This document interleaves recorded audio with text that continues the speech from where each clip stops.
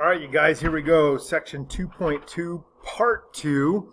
And these are the situation of where we are in our guided notes. And we're looking at this section again right here. Now we're going to be talking about conditional statements, the if-then, the hypothesis, which we talked about in section 2.1 in class, and then also conclusion, which also was part of something that was in class as well. But I'm not going to do a whole lot of writing here. I'm just going to provide this out of the book here so it's a little bit better and easier writing for you. We're just going to talk about it, and hopefully we'll hold it on this page for a little bit so you can see it. Okay? A conditional statement is a statement that can be written in an if-then statement. If I go to school, then I will not be marked absent, or something like that. That's the first thing you think of off the top of my head, okay? So it's an if-then form. The sentence given below is an example of a conditional statement. So again, conditionals is an if-then statement. If the forecast calls for rain, then I will take an umbrella. Okay? So that's what it says. So if it does that, so say, if the sky is clear, then I will go swimming. Something like that. So here's our scenario. So this is where you copy inside your notes what we have. An if-then statement is a form of an if P, then Q. We're going back to the P and Q. Now here's the symbols for it that we're talking about here. P, if P, then this little line with an arrow to Q reads if P then Q, or P implies Q. That's another word you can think about. Again, here's another one. If the forecast calls for rain, then I will take an umbrella, or I'll take a rain jacket, or something like that. As we talked about before in class, hypothesis is an educated guess in science, and it says here a hypothesis of a conditional statement is the phrase immediately following the word if. There's your hypothesis, is after the if. So up here in this scenario, if the forecast calls for rain, that is our hypothesis. Okay? Here's our P, if the forecast calls for rain. Then the conclusion is the following sentence after the then. So our Q. Then I will take an umbrella. Okay? So, many conditional statements. Okay, so, well, let's move up here a little bit. Let's go ahead and move down with some more notes here. It says many conditional statements are written without using the if-then statements. To write the statements in an if-then form, identify the hypothesis and then the conclusion. So that's the important part of it right there. We need to identify the hypothesis and then the conclusion. Now, points will be deducted from my paper, from any paper turned in after Wednesday's deadline. Okay, so here we go. Here's our conclusion. Points will be deducted because that's what's going to happen. That's our conclusion. And then the hypothesis is what's going to happen to make that happen is what we got here. So if we don't turn our paper in after Wednesday's deadline, okay? So then if we wanted to write this as an if-then statement, it shows here, if the paper is turned in after Wednesday's deadline, then points will be deducted. Remember, the conclusion depends upon the hypothesis, okay? Excuse me. So let's look at a couple examples here. And then you guys can work on some as well. Okay. It says, write each statement in if-then form. A mammal is a warm-blooded animal. Okay. So again, we need to identify what the hypothesis is and what the conclusion is. Okay. So it says, hypothesis is an animal is a mammal. Conclusion, it is warm-blooded. Okay. So then we can write, if an animal is a mammal, then it is warm-blooded. Now, the question I ask you, what happens if we went the other way? If it is warm-blooded, then the animal is a mammal. Is that true or false scenario? So we got to think about that. We're going to talk about that here in a little bit. All right, let's look at the next one. A prism with bases that are regular polygons is a regular prism. Okay? So chances are the first part of our sentence is going to be our hypothesis, and that's what it states here. A prism has bases that are regular polygons.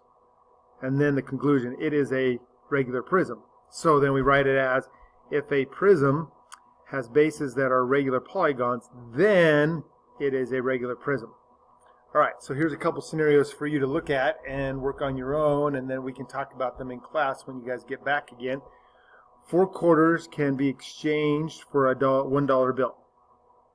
How would you write that as an if-then statement? And then the sum of the measures of 2 supplementary angles is 180 degrees. How would you write that one as an if-then statement? Okay?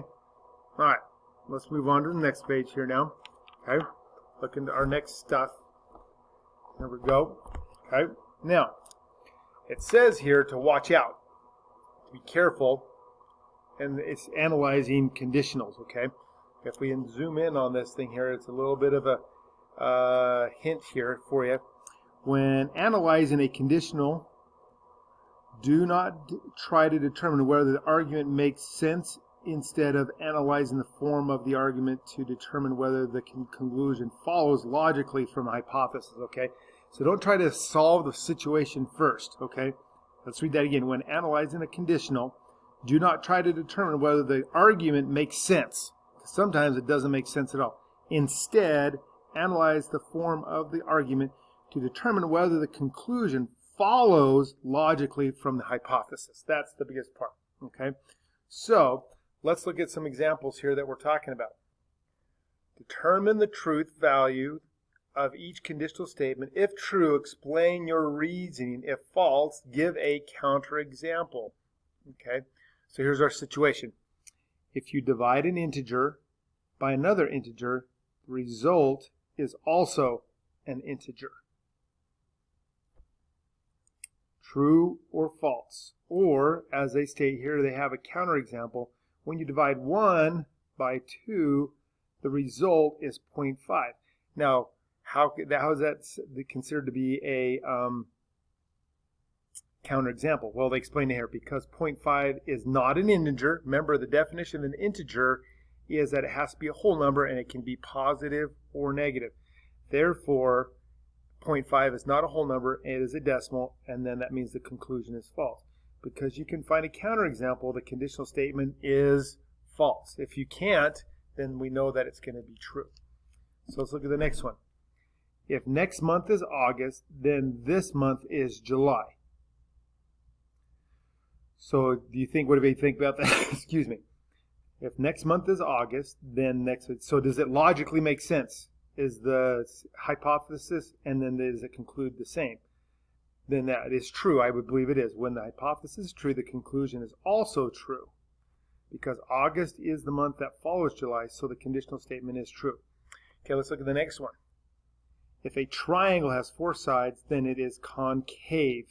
Now you got to remember what the word concave means in this case. I know that concave is something that's an indentation in a shape, so the hypothesis in this case is false. Okay? Because it has, if the triangle has 4 sides, does a triangle have 4 sides? It does not. It has only 3. So right off the bat, because a triangle can never have 4 sides, a conditional with a false hypothesis is always true. That's the interesting thing here. So think about that. Here we go. This is an interesting thing. Because the hypothesis is false, a conditional with a false hypothesis is always true. That is so weird. Okay? So, let's look at a couple guided problems here that you can look at, and then we can go over in class if you have any questions about it. If an angle A is an acute angle, then the measurement of angle A is 35. If the square root of x is equal to -1, that means then -1 squared equals -1. Alrighty, some things to think about. Alright, moving down. Okay, now we're talking about related conditionals. There are other statements that are based on given conditional statements. These are known as related conditionals, and here they are. Okay, so we'll move down just a little bit here. And you can take a snapshot of this, and this is good examples, or you can just refer back to this again. Okay, the first one is converse. Okay, not the tennis shoe that you guys like to wear with your Chuck Taylors. The converse is formed by exchanging the hypothesis and the conclusion of the conditional. So basically what's happening here is the 2 spots are changing. See, here's our normal situation, which is P, if P, then Q.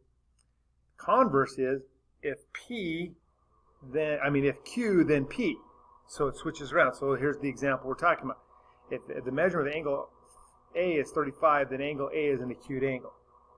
Okay, so do the converse, we do it backwards. If A is an acute angle, then A is 35. So we just switched it. And we got to find out if it's true or not. Okay, that's the biggest thing. Or is it true in either situation? Now, inverse. Remember what these little symbols mean? The negation of it. So we're going to change it. So we have to put the word not in there. Okay, so here's the negation inverse. If measurement angle A is not 35, then angle A is not an acute angle. Okay, that's the negation. Now, here's the last one, contrapositive. Basically, what a contrapositive is the converse with the negation. So we switched the P and the Q, and then we negated the P and the Q. So here we switch them. If A is not acute angle, then angle A is not 35. Okay, so I just wanted to make sure you understand that part. Okay, so here we go, looking at the next situations that we're talking about here, and we're going to read the next part of this top of this next page from the book, and you guys can go back and look at this too. A conditional and its contrapositive are either both true or both false. That's the key thing right there. Similarly, converse and inverse of a conditional are either both true or both false. Statements with the same truth values are said to be logically equivalent. So when you switch them around, so here's the key situation. A conditional and its contrapositive are logically equivalent. The converse and the inverse of a conditional are logically equivalent if they're switching and they end up being both true. Okay, so you can use logical equivalence to check the truth values of statements. Notice that in example number 5, which we're going to look at now, both the conditional and contrapositives are true. Also, both the converse and the inverses are false. Okay. So let's look at this scenario here, and then we're going to be pretty much done with our notes here for the most part. Okay? All right, let's look down here. Okay, so nature. It says, write the converse, inverse, and contrapositive of the following true conditional statement. Then use the information at the left to determine whether each related conditional is true or false. If a statement is false, find a counterexample. Lions are cats that can roar. Okay? Conditional.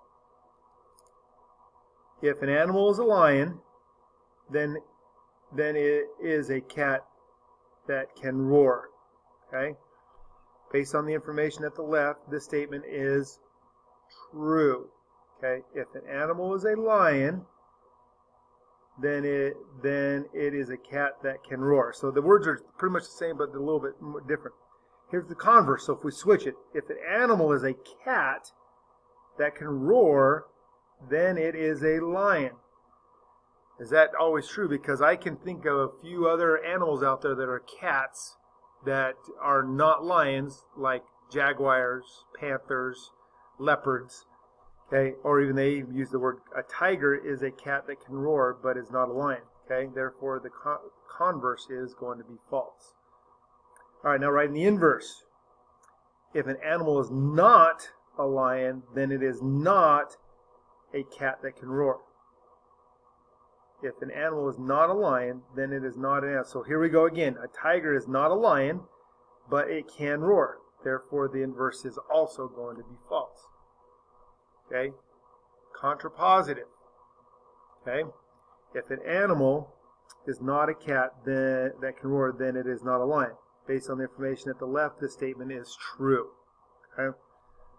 So here's a couple scenarios that you can look at for yourselves down here that you can look at, and we can talk about it in class if you choose to.